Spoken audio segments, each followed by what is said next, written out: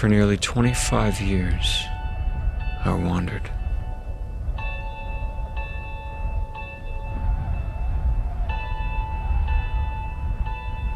I was born in 1968 to a good family, though we didn't believe in God. In fact, as I grew older, I began to make fun of people who thought God was real. I didn't need somebody else's make-believe God. I was certain he wasn't there. From age 14 to 22, I lived entirely for myself. I was popular in high school, and I partied hard. I even won 2 state basketball championships. By age 18, I had a full-ride scholarship to play college basketball. I felt like I was on my way. But 4 years later, it all came crashing down. I'd made some bad choices, and gradually I lost everything I had earned. I'll never forget the day, at age 22, on a Thursday, that I decided to end my life. I sat in the school cafeteria that day, thinking about how I was going to do it, how I would spend my last weekend on Earth, when I overheard 2 girls at a nearby table talking about fasting and prayer. I interrupted, asking them what fasting was. One of them told me it was something they did when they wanted help from God. It seemed so silly, but I listened, intrigued. That night, all alone, I knelt down and prayed for the first time in my life. I told God that I was going to fast, that I'd go without food and water for 24 hours, but that I wanted him to show himself to me. So I fasted. And for the first time in 8 years, I went without drugs and alcohol. But by the next day, nothing had happened. I didn't want to end my life anymore, but God never spoke to me. So I forgot about the whole thing. I knew he didn't exist. I went on with my life. And then oddly, a month later, an old friend called inviting me over. A friend I hadn't seen in 5 years. So we hung out one day, catching up on old times.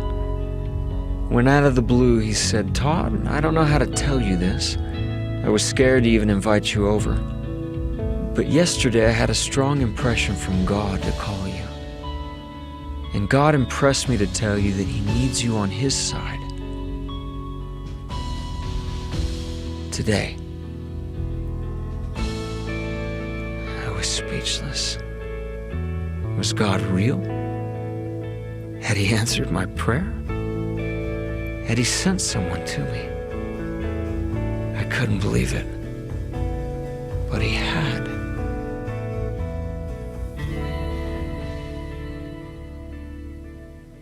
With my friend's help, for the next year and a half, I fought like a lion to overcome all my problems.